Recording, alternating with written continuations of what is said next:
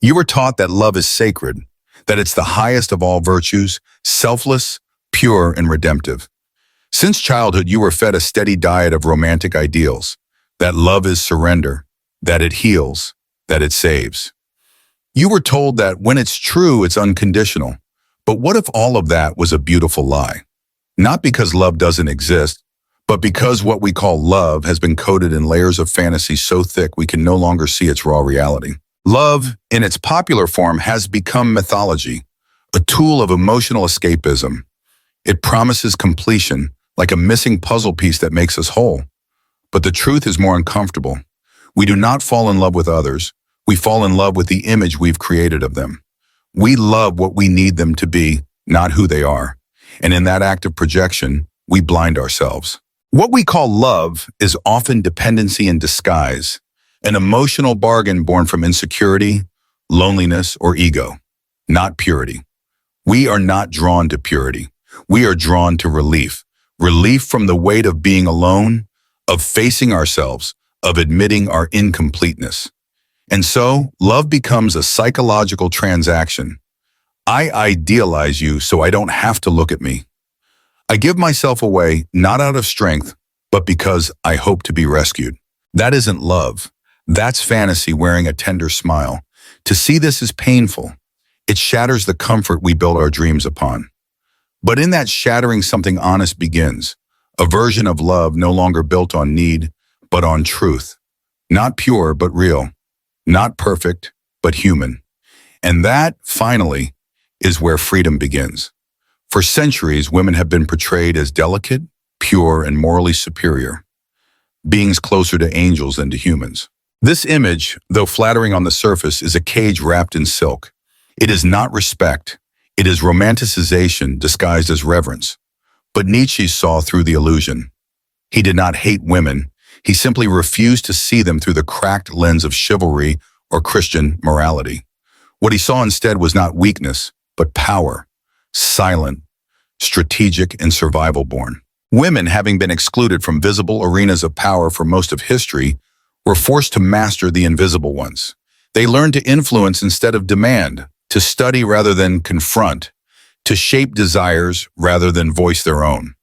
This is not manipulation, it is adaptation. It is the brilliance of a mind pushed into the shadows and forced to survive with limited tools. And survive they did, not by brute force, but by psychological precision. Where a man may raise his voice to assert control, a woman whispers, and the room still bends. While men declare their love as an act of strength, women often calculate its weight as a strategy of investment. This does not make them cold. It makes them lucid. It makes them honest about the battlefield they were born into. To deny this is to infantilize them. To idealize them is to misunderstand them. True respect begins not with putting women on a pedestal, but by recognizing their power. Not a lesser power, but a different one. A power forged not in visibility, but in silence. And that silence is not emptiness. It is mastery. Men don't fall in love with women. They fall in love with an idea, an image, a fantasy shaped not by who she is, but by what he needs her to be. This illusion is not born from weakness, but from emotional blindness taught since childhood. From the moment boys are taught to see women as ethereal, healing, and pure, they are trained to chase ghosts. And so, when they meet a woman, they don't see her. They see what they lack. They project what they long for: tenderness, salvation, purpose. She becomes a symbol, not a person. Nietzsche warned us of this, of the danger of projection. When you project, you separate yourself from truth. You love not her, but your own reflection dressed in her skin. She becomes the canvas for your emotional inadequacies, the redeemer of your fears, the balm to your loneliness. But she was never that. She never asked to carry your salvation. And when the illusion cracks, when she shows desire, complexity, even ambition, many men recoil, not because she betrayed them, but because she broke character. She refused to be the angel. She dared to be real. And in that moment, the man doesn't just lose her, he loses the fantasy that kept him safe from himself. This is why so many relationships collapse not from conflict, but from disillusionment. The man mourns not the woman, but the loss of the idea she once represented. The pedestal he built begins to crumble, and with it, his false sense of control. To truly love, a man must first abandon the myth. He must see the woman not as a savior or mirror, but as a sovereign being, InnerMaze, with instincts, shadows, and a story of her own. Only then can love begin, not as projection, but as recognition. We've been told that love is a sanctuary, a place of comfort, peace, and unconditional acceptance. But Nietzsche shatters that illusion with brutal honesty. Love in its rawest form is not a haven. It is a battlefield, a veiled war of wills, wrapped in passion, dressed in poetry, but rooted in power. This doesn't mean love lacks beauty. It means that beauty is often the mask for strategy. Behind every act of giving, there is a silent question. Who controls the desire of the other? Behind every moment of surrender, there's a deeper calculation. Who holds influence without appearing to? Most people don't realize they're playing. They believe they're loving. But in reality, they are negotiating. Negotiating dominance, validation, and emotional security. One partner often gives more, hopes more, needs more, and in doing so, silently hands over their power. The tragedy is that the one who loves blindly believes they are choosing, when in truth they are being chosen, not for who they are, but for how easily they surrender. Nietzsche exposes the dynamic no one dares name, that love can be a war fought in silence, a struggle not of fists, but of glances, not of shouts, but of gestures. Who pulls away first? Who needs less? Who can walk away? And who can't? These are not romantic questions. They are strategic. And yet, we pretend love is pure, that it is free from games, agendas, or tactics. But the greatest power is the one not seen. And in modern love, that power often hides behind kindness, behind vulnerability, behind the illusion of equality.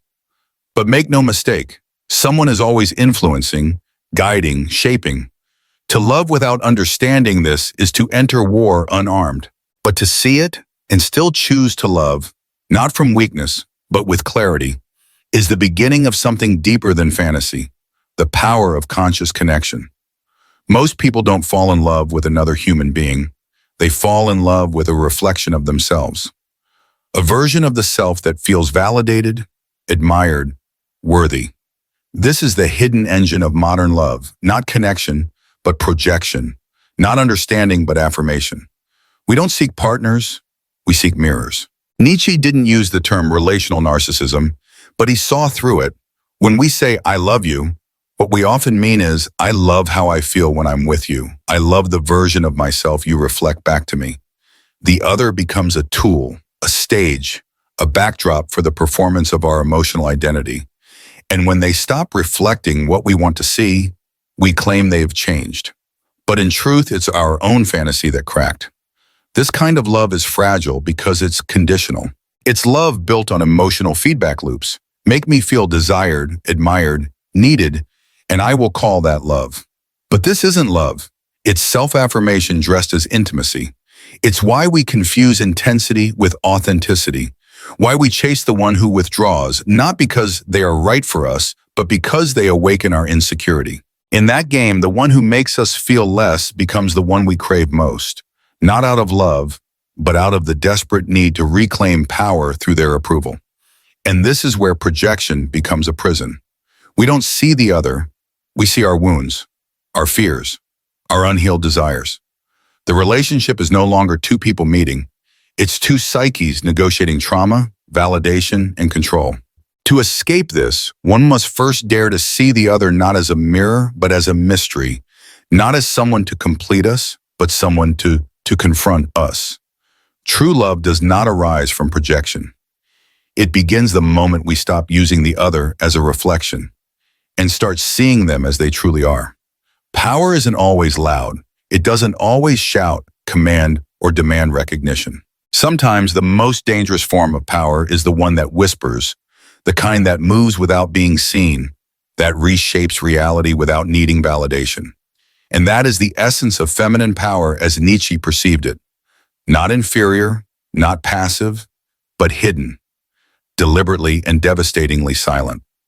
History denied women overt access to political, financial, and physical power. But exclusion didn't create weakness. It created adaptation. And adaptation gave birth to a different kind of power, a power that doesn't announce itself but works from behind the curtain. While men were trained to conquer the outside world, women learned to master the inner world, of emotion, of influence, of subtle manipulation, not out of cruelty, but out of necessity. Where a man might raise his voice to be heard, a woman observes in silence, collects information, and influences outcomes with a glance, a pause, a shift in energy. Her power lies in calibration, in sensing where she can push, where she must retreat, and how far she can shape the other without being detected. It is not weakness, it is refined strategy. This doesn't make her manipulative by nature. It makes her a master of survival in a world that taught her she must influence without appearing to. It is a kind of psychological warfare born from centuries of constraint. And while men often look for power they can see, women have perfected a form of power that is most effective precisely because it remains unseen. To ignore this is to misunderstand gender dynamics at their core. Feminine power is not louder. It is quieter, but no less real. In fact, it is often more enduring, because what moves silently moves deeply, and what moves deeply changes everything. Not all love is born from affection. Sometimes it rises from resentment. Sometimes what we call desire is just emotional revenge wrapped in tenderness. Nietzsche understood that many human connections are not formed out of genuine connection, but from unresolved pain, a silent attempt to heal wounds by conquering what once made us feel small. How many times have you longed for someone, not because they were right for you, but because winning their attention would prove your worth? How often is desire less about intimacy and more about validation? Beneath the surface of passion often lies a burning need to feel chosen, admired, seen, not for who we are, but for what we lacked growing up. This is the cruel irony of modern love. We think we seek closeness, but often we seek superiority. We want to be loved not purely, but completely, as if that will erase the loneliness we carry from childhood. So we pursue the unavailable. We crave those who withhold, not because they are better, but because their distance reawakens our insecurity, and if we win them over, we feel powerful again. And when we can't win, we spiral, not out of heartbreak, but out of the ego's collapse. Love then becomes a battlefield of self-worth, not of connection. The other person is no longer a human being. They are a stage on which we act out our unhealed stories. Nietzsche forces us to ask, is this love or is this retaliation? Is this tenderness or the desperate act of proving we are no longer the ones who were abandoned, rejected, forgotten? Until we face that question with brutal honesty, we are not loving. We are reliving. And in that loop, there is no freedom. Only repetition dressed as romance. We often believe that the chaos in our relationships is caused by the other, their distance, their betrayal, their emotional games. But Nietzsche challenges us to turn the mirror inward. The real battle is not out there. It is within. Behind every heartbreak, every toxic pattern, every false hope in love is a deeper war with the self. Why do we choose those who hurt us? Why do we idealize those who cannot love us back? Because it allows us to avoid a more painful truth, that we are terrified of facing ourselves. We'd rather be wounded by another than sit in the silence of our own reflection. So we chase, we plead, we project. Not because we're weak, but because we're lost. This is the great tragedy of modern love. People enter relationships hoping to escape their own emptiness, hoping that by merging with someone else, they'll find the wholeness they never gave themselves. But that illusion cannot last, because no one can carry the burden of saving you from yourself. And when they fail, the cycle repeats. Pain, blame, abandonment, all rooted in the same refusal to look inward. Nietzsche doesn't offer comfort. He offers clarity. He says, stop searching for salvation in the other. Stop calling need love. Stop pretending your wounds make you noble. He dares us to sit with the raw truth. You are not unloved because others failed you. You are unloved because you abandoned the responsibility of knowing who you truly are. Healing doesn't begin with being loved. It begins the moment you stop needing to be. Only then can love become something more than dependency, a conscious choice, not a desperate cry. The real revolution isn't in changing how others treat us. It's in changing what we tolerate from ourselves. There comes a moment when the illusion becomes too heavy to carry, when the fantasy of love, the pedestal, the perfection, the promises, begins to crack. And in that rupture, a terrifying invitation appears, the invitation to see without filters. Nietzsche urges us not to hate, not to romanticize, but to see with clarity, with courage, with eyes unclouded by need. Most people do not want love. They want the feeling of being saved. They want a beautiful lie that tells them they are special, worthy, indispensable.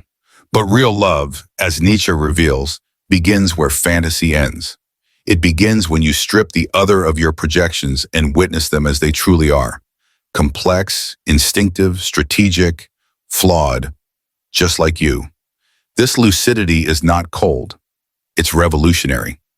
Because when you stop idealizing, you stop surrendering. You no longer hand over your soul in exchange for affection. You no longer confuse manipulation with romance, control with connection. You begin to see the subtle moves, the hidden power plays, the psychological transactions disguised as devotion. And this seeing, this brutal honesty, is not the end of love. It is the beginning of a different kind, lucid, conscious, raw. To love someone as they are, not as you need them to be, is perhaps the rarest form of love, because it requires the death of fantasy. It demands the maturity to face discomfort, to embrace contradiction, to love without losing the self. Nietzsche doesn't ask us to stop loving. He asks us to wake up, to choose lucidity over longing, to let go of the illusion, not because it's wrong, but because truth, however uncomfortable, is the only ground where real love can stand. Without masks, without roles, without just two people finally seeing and choosing in each other. We grow up believing that love will save us, that it will complete the broken parts of our soul, soothe our wounds, and silence our insecurities. But Nietzsche rejects this comforting narrative. Love, he tells us, is not a cure. It is a mirror, one that does not flatter but reflects. And sometimes what it reflects is unbearable. When you love someone, what you often encounter is not just who they are, but who you are in their presence. Your fears, your neediness, your desire to be validated, your hidden hunger to be seen, all of it rises to the surface. The other becomes a stage upon which your unresolved self performs. And when the play no longer goes your way, you say the love is broken. But in truth, it was your illusion that cracked. This is the danger and beauty of love. It reveals, it exposes, it holds up a mirror to everything you haven't yet faced. The woman who pulls away, the man who withdraws, they do not wound you randomly. They awaken the deeper story you carry of abandonment, inadequacy, and fear. Love doesn't invent these feelings. It simply magnifies what was already buried.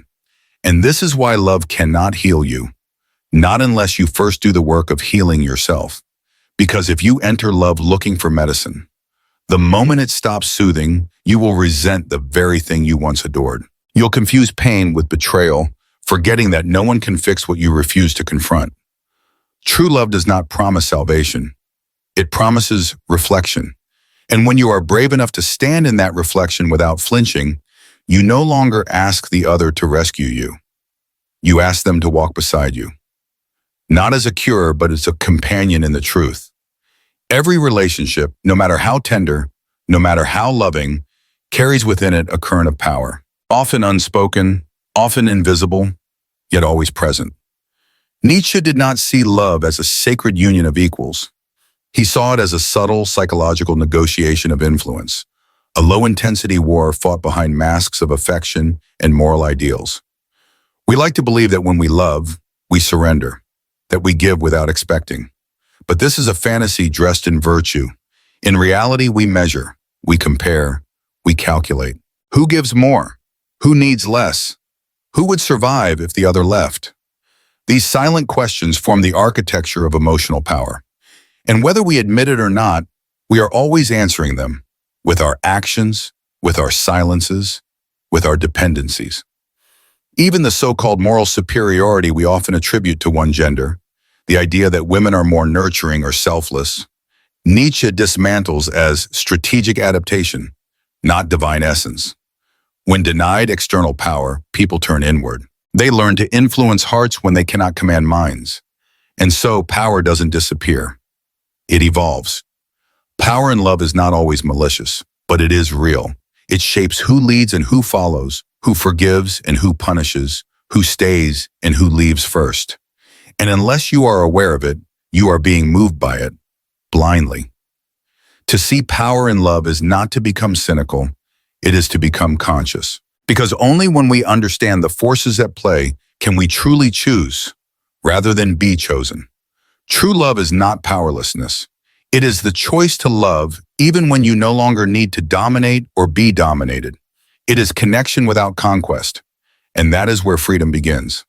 Beneath every loving gesture, beneath every tender promise and longing gaze, there is an invisible current that Nietzsche calls the will to power. Not brute power, but a subtle, unconscious form of power that runs through every relationship, every action, every emotion, and one we never really understand. We think we are in love, but often we are just trying not to be left behind. We think we choose the other person, but deep down it is our fear of being hurt, of being despised, of being replaced that chooses for us. The people who move us most strongly are often the ones who tap into our deepest insecurities. And we call that panic love. Nietzsche does not say that every action is manipulation, but he does assert that much of the game is unconscious. We are driven by impulses we do not even realize. We call it fate, but in reality, it is an unhealed wound that is leading us to the person who will touch it. The will to power in love is not in the overt control, but in the desire not to be controlled, not to be dependent, not to be hurt first. The one who needs less often has more influence, and the battle is silent. Who will need less? Realizing this does not make love evil. It makes it real. Only when we understand that love is also a place where the instinct for power operates silently can we begin to enter it with awareness, not to win, but not to lose ourselves. True love does not begin with chemistry. It begins with consciousness. It is not born from longing or need, but from the rare meeting of two individuals who have faced themselves, fully, brutally, and without illusion. Nietzsche points us toward a higher form of love, not the romanticized fantasy between savior and muse, but a lucid alliance between two awakened beings. In most relationships, people seek completion. They come with hidden wounds, hoping the other will heal them. But true love rejects that dynamic. It does not ask for redemption. It does not seek to possess or to be possessed. It simply recognizes. It says, I see you as you are. No masks, no projections, no savior scripts. And in that recognition, something sacred emerges. Not the kind of sacred that makes us kneel, but the kind that makes us stand taller. Two awakened beings do not depend on each other to feel whole. They do not confuse attachment with depth. Their bond is not forged in desperation, but in clarity. The clarity that comes from no longer needing to be loved in order to feel worthy. They choose each other not because they cannot live without one another, but because they know how to live with full presence, and they choose to share that presence. This kind of love is quiet. It doesn't scream for attention. It doesn't play games. It is steady, grounded, and deeply respectful. Not of roles, but of reality. It honors truth over fantasy, boundaries over fusion, and freedom over control. Nietzsche shows us that love at its highest is not about losing yourself in another. It's about meeting someone just as awake and building something that neither person needs to survive, but both want to grow. There comes a moment in every life where the mask begins to suffocate, where the stories you've told yourself about love, worth, and identity no longer hold. And in that moment, Nietzsche invites you to make a choice, wake up or stay a pawn. Most people live their relationships like actors in a play they never wrote. They recite the lines of devotion, of pain, of sacrifice, not because they chose them, but because they inherited them, from culture, from trauma, from fear. They give, they suffer, they hope, all without ever asking, is this truly mine? Or am I just following a script designed to keep me asleep? To wake up is terrifying. It means admitting that much of what you believed about love was a lie. That the tenderness you thought was selfless was strategy. That the desire you felt was projection. That your heartbreak wasn't betrayal. It was the breaking of a fantasy you built to avoid facing yourself. And yet, that awakening is everything.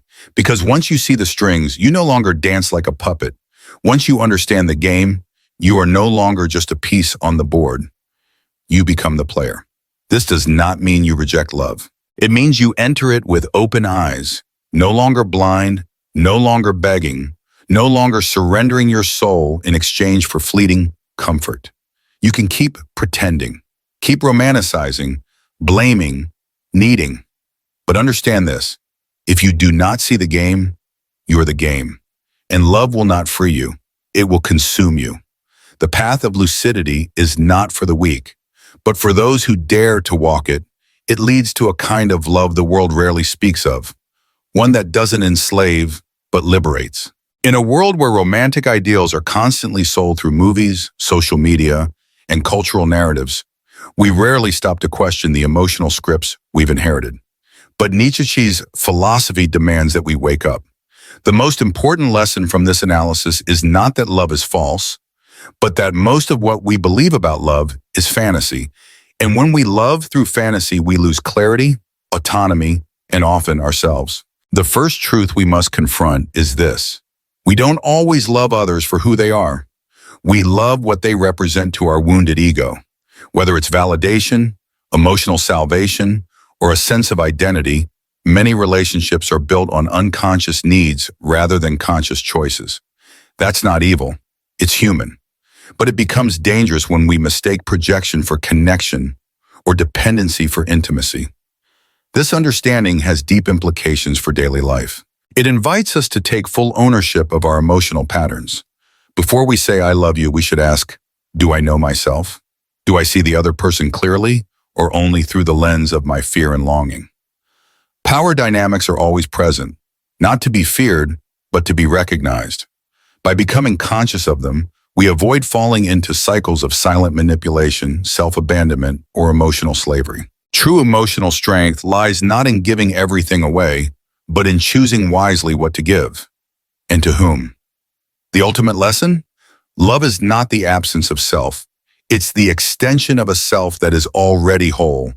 When we stop seeking rescue, we begin to build relationships from truth, not need. When we stop idealizing, we begin to respect. And when we stop surrendering blindly, we begin to choose freely. So the next time you feel drawn to someone, don't ask if it's fate. Ask if it's freedom, because real love doesn't ask you to disappear. It asks you to show up, fully awake.